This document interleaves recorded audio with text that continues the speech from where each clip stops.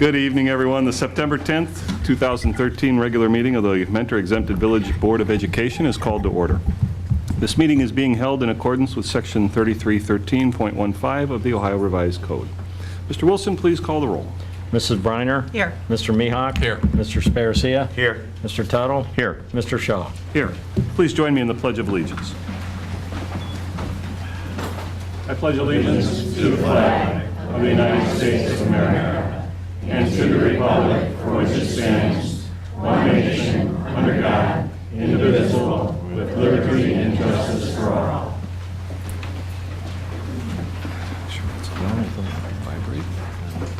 I'd like to welcome everyone to the September 10th, 2013 regular meeting of the Mentor Exempted Village Board of Education.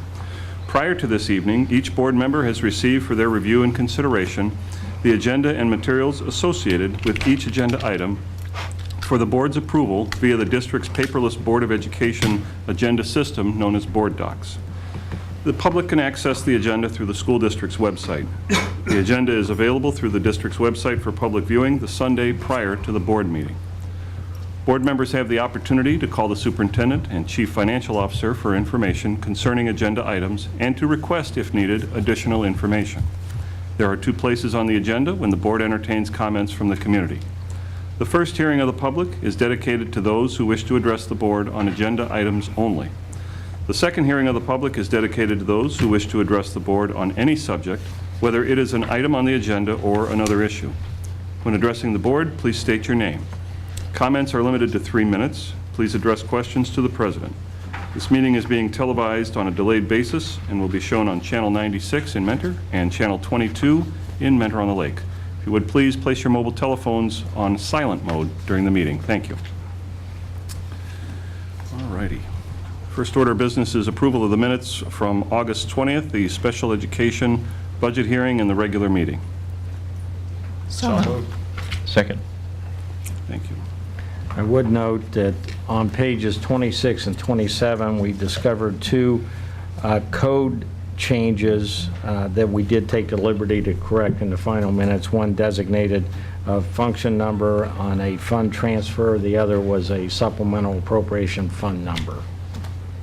Okay, thank you, Mr. Wilson. Call the roll, please. Mrs. Briner? Yes. Mr. Tuttle? Yes. Mr. Mihawk? Yes. Mr. Sparcia? Yes. Mr. Shaw? Yes. And now we'll have hearing of the public on any item on the agenda. And seeing none, we will move right along to the superintendent's report and recommendations. Mr. Miller. Thank you. Good evening, Mr. President and members of the board. I have the following recommendations listed under the consent agenda and recommend approval of consent agenda items 5A1 through 5A4. So moved. Second. Thank you. Any questions or comments? Call the roll, please. Mr. Sparcia? Yes. Mr. Mihawk? Yes. Mrs. Briner? Yes. Mr. Tuttle? Yes. Mr. Shaw? Yes. Thank you. Mr. President and members of the board, tonight we are very proud to recognize our teachers who have fulfilled their criteria for Master Teacher. By completing this program, these teachers have shown their commitment to their schools and to their students.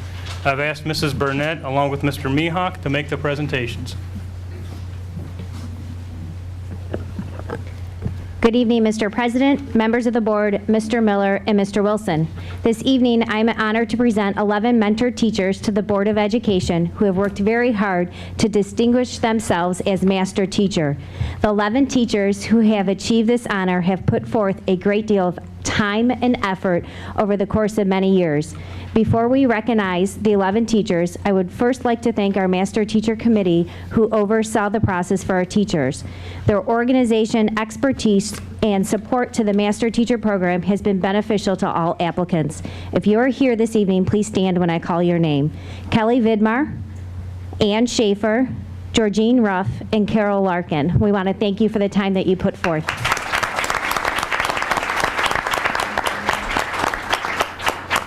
A master teacher demonstrates excellence inside and outside the classroom through consistent leadership and focused collaboration to maximize student learning. A master teacher strives for distinguished teaching and continued professional growth as specified by the Ohio standards for the teaching profession. Mentor Schools master teachers need to understand student learning and development and respect the diversity of the students they teach. They need to know and understand the content area for which they have instructional responsibility. They need to understand and use varied assessments to inform instruction, evaluate, and ensure student learning. They need to plan and deliver effective instruction that advances the learning of each individual student. They need to create learning environments that promote high levels of learning and achievements for all students. They need to collaborate and communicate with students, colleagues, administration, and community to support student learning.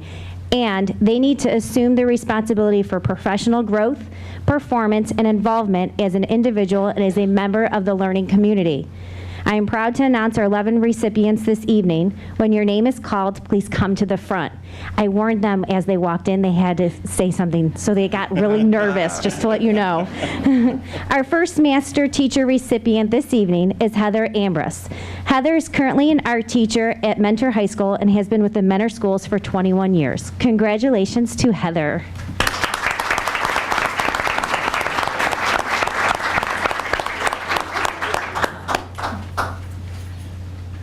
This might be really quick, I don't know. I appreciated the opportunity to go through this process, and I know I've spoken with several other people who have gone through it as well, and we really feel that as the new evaluation system is coming down from the state, that it's really helped to prepare us more. It's definitely given us a platform for reflection and a way to identify both our strengths and areas of growth. So I appreciate it, and thank you very much to the committee and board members. We appreciate it.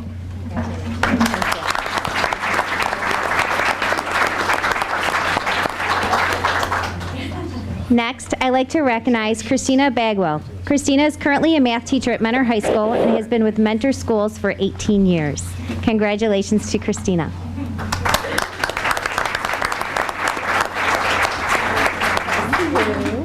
I'll keep this very brief. This process was brutal at times because you had to really soul search. They're laughing. They know what we went through. But I would really like to thank the really special people behind me over here and over here, the families, because I know that there were times when I had to really, really work hard and not do what I was supposed to be doing with my family. So an extra special applause for the families out there. Thank you.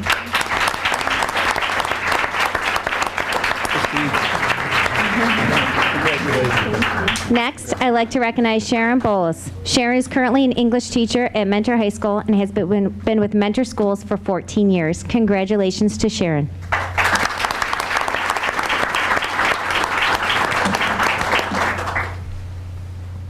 I too would like to thank the committee and the board for affording me this opportunity. It really forced me out of my classroom and enabled me to work with fellow colleagues at the school level, the district level, and the state level, and it was exhilarating, and I can't wait to implement what I've learned for the betterment of my students. Thank you.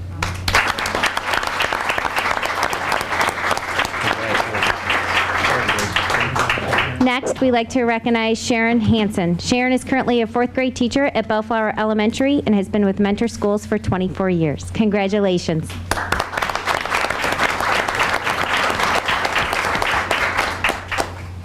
I also would like to thank the committee for helping us get through this. It really was a nice opportunity after working here for 24 years to really reflect on what I do and get credit for it and write it down and really take a look at my own teaching. So thank you.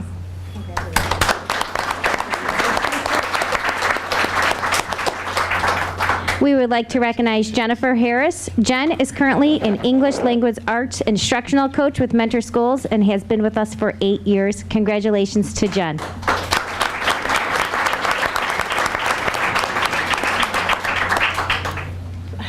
I'd also like to say thank you to the committee and to the board.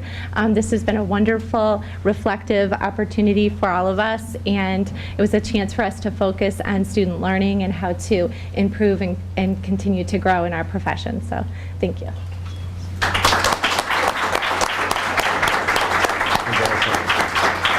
We would like to recognize Jen Hilsman. Jen is currently a 1st grade teacher at Sterling Morton Elementary and has been with Mentor Schools for 22 years. Congratulations to Jen.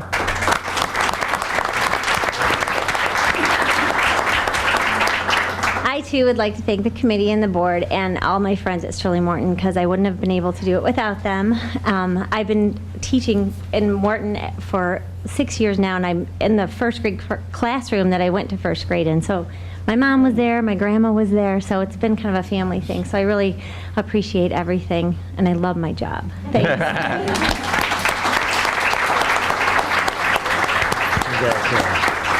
We'd like to recognize Ashley Kalis. Ashley is currently a gifted intervention specialist at Sterling Morton Elementary and has been with Mentor Schools for 8 years. Congratulations to Ashley.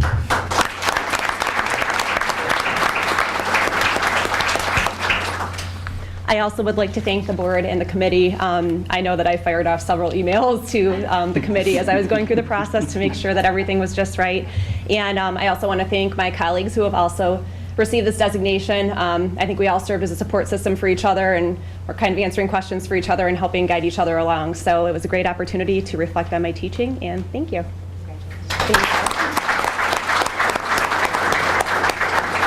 Next, we'd like to recognize Rachel Kalis. Rachel's currently a teacher at Sterling Morton Elementary School and has been with Mentor Schools for 13 years. Congratulations to Rachel. She said she wanted 5 minutes up here.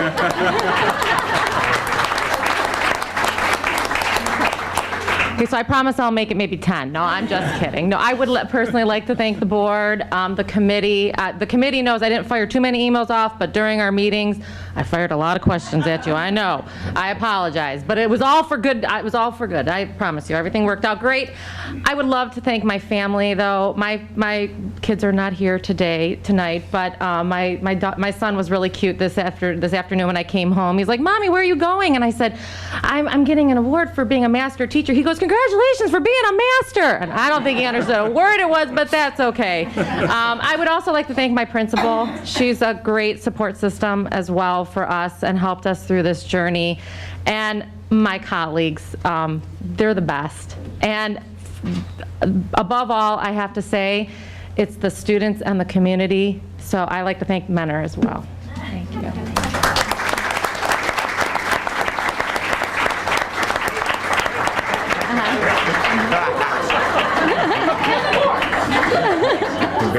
Next, we'd like to recognize Susan Poto. Susan is currently a science teacher at Mentor High School and has been with Mentor Schools for 16 years. Congratulations to Susan this evening.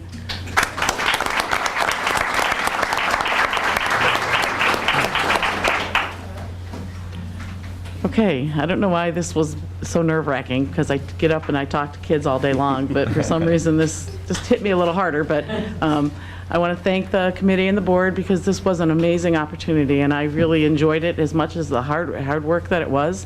But you do learn so much about yourself, about your teaching. Even though I knew that I was doing the right thing, now I know I can explain to somebody else the why I'm doing, that this is why I'm doing it and this is the right way to do it. And it just was wonderful. And I want to thank my family as well. My kids are in Columbus, but they got to proofread everything because there's nobody at my house to proofread it. So they proofread, I'd send one to my son, one to my daughter, and they'd call me back and say, "Okay, you misspelled this word," but I knew what I meant, so when I read it, it looked fine. But thank you. It was a really, I enjoyed the process.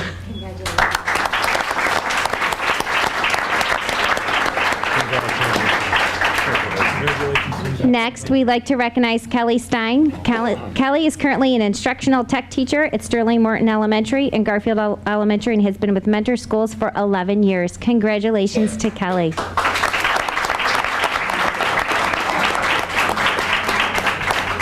Thank you. I am humbled and honored to be recognized as a master teacher. Going through this process has reminded me that I need to be a highly qualified and effective teacher each and every day that I'm with my students. Thank you to Lori Epler, who just showed up. That was perfect timing, for guiding me through the process. She was a huge help. And thank you to the committee and to the board.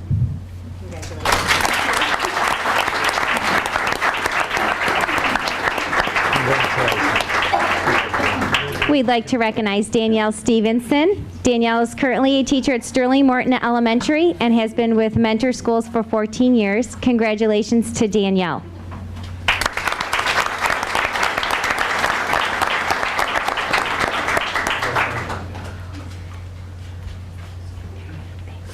I just want to say thank you to the committee members and the board, and also to the staff at Sterling Morton. I don't know if you guys noticed, but we have 5 teachers over there out of the group, so I think that says a lot about Sterling Morton.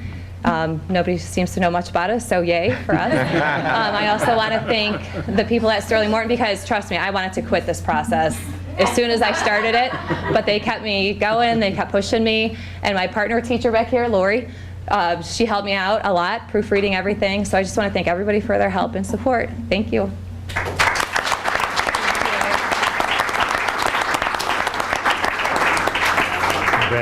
Next, we'd like to recognize Marianne Tatarunas. Marianne is currently a 3rd grade teacher at, I'm going blank, Fairfax. Rice, at Rice Elementary, excuse me, and has been with Mentor Schools for 17 years. Congratulations to Marianne.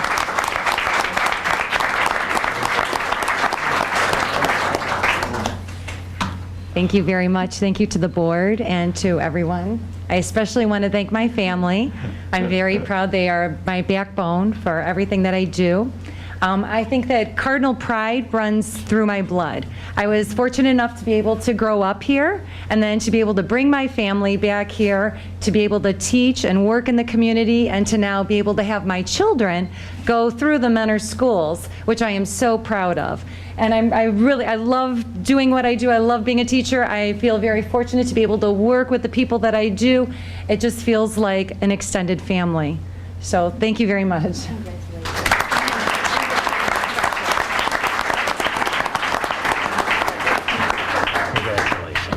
Next, we'd like to recognize Stephanie Ward. Stephanie is currently a 2nd grade teacher at Rice Elementary and has been with Mentor Schools for 16 years.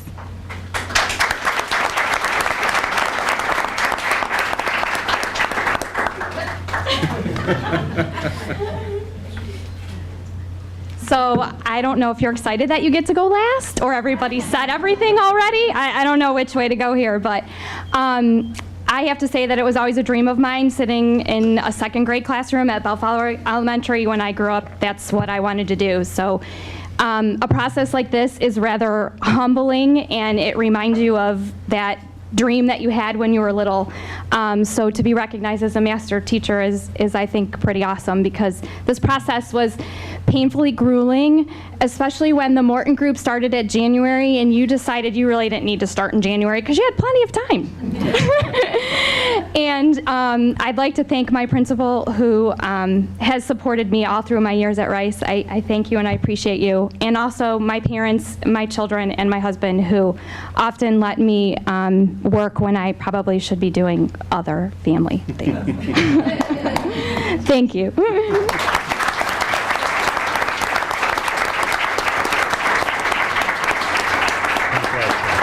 We'd just like to say thank you to all of our Master Teacher recipients, and continue to collaborate and excel in and out of the classroom. Again, congratulations to you.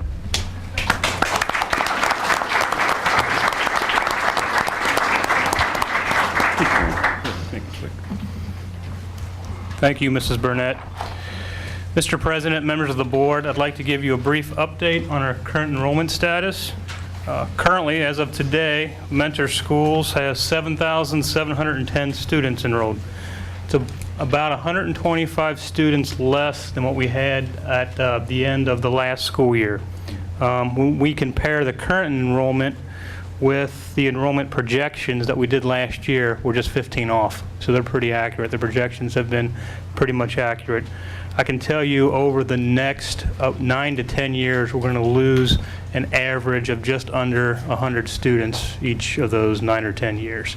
So what does that mean for the district? Obviously, we need to keep adjusting our staffing, which we have been for the last almost 10 years now, with the declining enrollment. But it does look like in 2022, 2023, it'll start flatlining.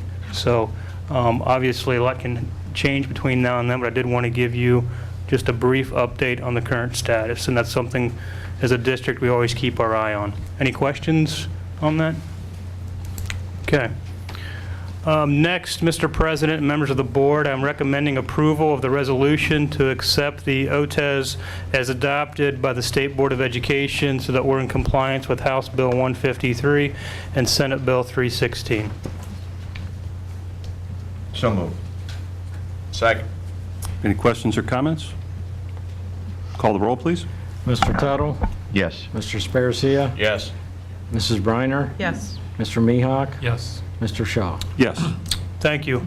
Mr. President and members of the board, I'm recommending approval of Agenda Item C1 related to certified personnel and C2 through C4, all related to human resource matters. So moved. Second. Any questions or comments? Call the roll, please. Mr. Sparacia? Yes. Mr. Mihawk? Yes. Mrs. Briner? Yes. Mr. Tuttle? Yes. Mr. Shaw? Yes. Thank you. That concludes my part of the agenda. Thank you, Mr. Miller. Before we proceed, we're going to take a short break so the families can continue their celebration of some very excellent staff that we have. I see some very happy family members out there. So if we want to take 5 minutes, now's the time to exit if you choose. All right, we'll reconvene the meeting with moving on to Board of Education report and recommendations. I don't believe we have any board business. Legislative report, Mr. Tuttle, anything? No, the legislators are on vacation. Yeah, okay, that's a good thing. If they're on vacation, I've got a break. All right, moving on then to Chief Financial Officer's report and recommendations. Mr. Wilson. Yes, recommend the financial statements for the month of August 2013 be accepted and placed on file for audit. So moved. Second. Any questions or comments? Call the roll, please. Mr. Sparacia? Yes. Mr. Mihawk? Yes. Mrs. Briner? Yes. Mr. Tuttle? Yes. Mr. Shaw? Yes.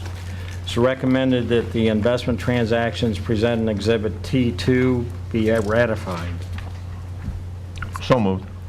Second. Any questions or comments? We got all excited. We got 40 basis points for a one-year CD. So. All right. Call the roll, please. Mr. Tuttle?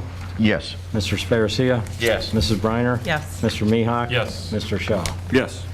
It's recommended the interfund transfers listed in Exhibit 7-C be approved. So moved. Second. Any questions or comments? Call the roll, please. Mr. Mihawk? Yes. Mrs. Briner? Yes. Mr. Sparacia? Yes. Mr. Tuttle? Yes. Mr. Shaw? Yes. It's recommended the supplemental appropriations listed, oops, I missed one, I'm sorry. Appropriation modifications listed in Exhibit 7-D be approved. So moved. Second. Any questions or comments? Call the roll, please. Mrs. Briner? Yes. Mr. Sparacia? Yes. Mr. Mihawk? Yes. Mr. Tuttle? Yes. Mr. Shaw? Yes. It's recommended the supplemental appropriations listed in Exhibit 7-E be approved. So moved. Second. Questions or comments? Call the roll, please. Mrs. Briner? Yes. Mr. Mihawk? Yes. Mr. Sparacia? Yes. Mr. Tuttle? Yes. Mr. Shaw? Yes. It's recommended the Board of Education approve the student activity purpose, goals, and budgets presented in Exhibit 7-F. So moved. Second. Any questions or comments? Call the roll, please. Mrs. Briner? Yes. Mr. Mihawk? Yes. Mr. Sparacia? Yes. Mr. Tuttle? Yes. Mr. Shaw? Yes. All right, 7:27. If I can remember what... Oh, thank goodness. There you go. I'd like to review the presentation of the annual budget prior to request for adoption. As the board knows, every year we adopt a theme for the budget and fiscal projections. This year's theme is the new normal. For the last 4 years, I've tried to study and predict the change of our current economic cycle, and I've given up. I've concluded, as many economists have, this is the new economy, and it's not going to recover to the pre-Great Recession levels. Also, this year is the second year where no matter how conservative I am, the end numbers are going to show the current expenses exceed current annual income. We knew this day was coming, and that will continue until our reserves are exhausted or we get additional new revenue. The third new normal is we've refined the budget model at the board's request. We've sharpened our estimates and formulas in several areas we'll touch on in just a moment. The other new normal is our instructional technology priority. within the constraints of the current budget and 5-year forecast, we've reprioritized a significant amount of spending to support the new instructional technology initiatives. And finally, it's not a new normal, but sadly a continuing normal of state education policy changes dating back to 2004 that this year are costing us over $9 million in revenue. We continue to anchor our fiscal management on 5 beliefs, and I think we've talked about these individually. It's the first time I put them all on one piece of paper. And the first and most important is that we make all decisions in the context of the 5-year fiscal projections, not any moment in time. We believe there are management options attached to every dollar we spend, and we need to pursue those. Board policy and our basic beliefs are that every dollar spent must add value to teaching and learning. Our fiscal management strategy centers around a primary focus on our largest expense categories first: salaries, benefits, special ed, and facilities. And finally, quality is always cheaper in the long run. And these have been incorporated over the years, but we wanted to restate them this year. The last new operating levy was August of 2004. Through fiscal prudence, tracking enrollment changes, as Mr. Miller had indicated, and some good fortune every now and then, we've been able to extend what was originally expected to be a 3 or 4 year cycle to now most likely a 9-year cycle.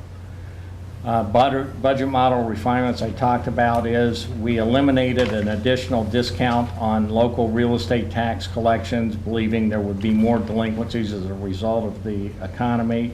We also eliminated a locally computed reduction in business taxes because of Board of Revision and Board of Tax Appeals decisions. We refined some salary calculation formulas and some benefit calculation formulas, and believe you'll see a little more precise yet conservative numbers as the year progresses on both the revenue side and the expense side. We continue to manage, as we always have, on policies, fiscal projections, our strategic plan, staffing levels have been predetermined, and then actual performance last year. The only change in this slide from previous years is we went back to a zero-based budgeting model for departmental budgets this year at the request of Mr. Miller, but otherwise we've used these various budget models for each individual component of the budget. You can't see this slide very well. It is in the materials we distributed before. I'd only indicate to you that this year we're predicting $90 million of income, which is almost $4 million less than last year, and yet significantly more than was in the forecast. Fortunately, the state budget provided a very modest increase in state funding and did not further reduce our tangible personal property hold harmless payments.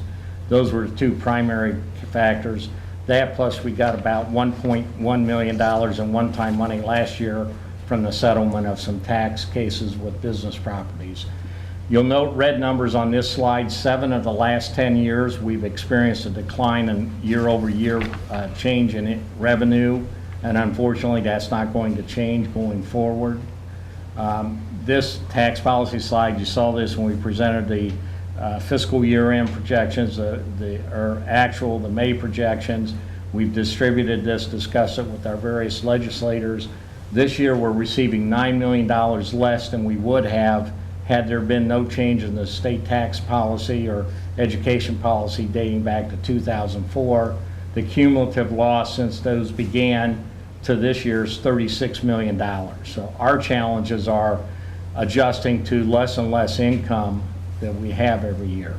On the expense side, this year's budget is predicted to return, as it has in most years, to a historic norm as far as expense growth, factoring in the recent collective bargaining agreements with both our associations as well as performance data from last year. We're now predicting a budget of approximately $104 million in the general fund, a gross increase of 6.5%. There are 3 distortions to this that bring the year-over-year change closer to 4.2%. Those changes are, we've had a backup that we've talked about the last 3 years with our textbook spending, which I still say textbooks, but it's really instructional spending, including instructional technology.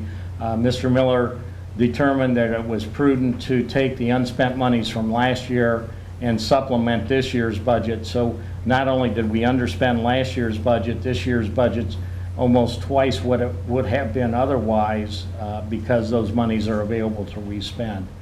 Special education costs are very challenging for our district. That expense is about $300,000 more than we had predicted based on past spending patterns.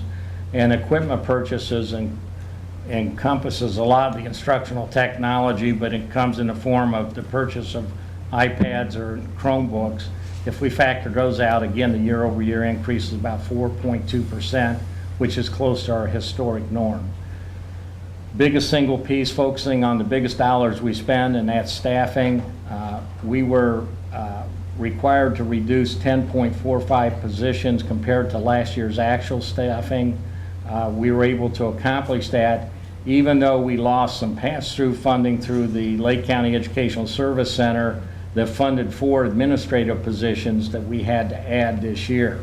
So Mr. Miller and the staff made additional adjustments overall, so we came in 0.45% better than we had to, even after absorbing those 4 positions that were previously funded through that pass-through grant.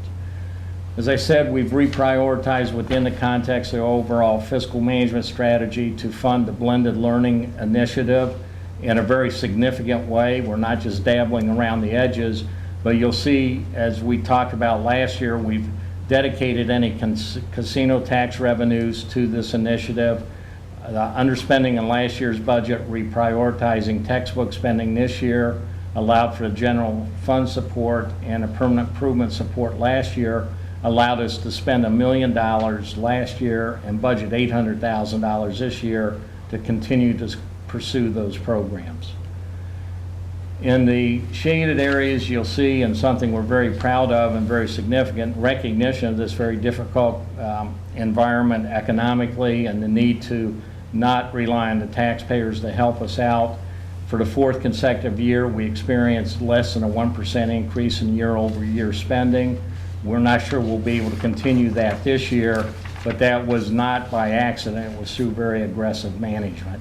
And again, kind of some of the variables. Budget to budget was less than a 0.5% increase. Budget to projections were actually under by 1.5. Budget to actual 6.5. The net's down to about 4.2 after those 3 unusual things. Bottom line is we're predicting a balanced budget and a $40 million surplus. That compares to last October when we predicted a $26 million surplus. So we're $14 million to the good. That's primarily a result, again, of underspending last year, much better than expected results of the state budget outcome for our district, and continued fiscal prudence. So even though we're coping, again, last year was the first year that green line's revenue, the red line's expenses, and you'll notice for the last 4 years that red line was pretty flat. That was the less than 1% annual increase in spending. Even if by some very fortunate set of circumstances we keep that line flat, it's not going to offset the declining revenue. And the only way we can cope with that is spend into our reserves. And just like all of our savings accounts, that money can only be spent once and then it's gone. So we are starting down that path. That will probably necessitate another board workshop sometime winter or spring to begin to plot future strategies to cope with that.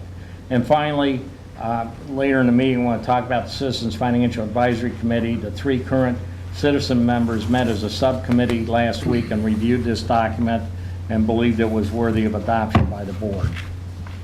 So with that, I'd be happy to take any questions, and we've also prepared a resolution for adoption. Any questions? One thing that Mr. Wilson just said that I want to help people with, you've probably heard the term zero-based budgeting, and a lot of people, if they weren't an accountant like Dan and I, might not know what that means, even though they've heard it.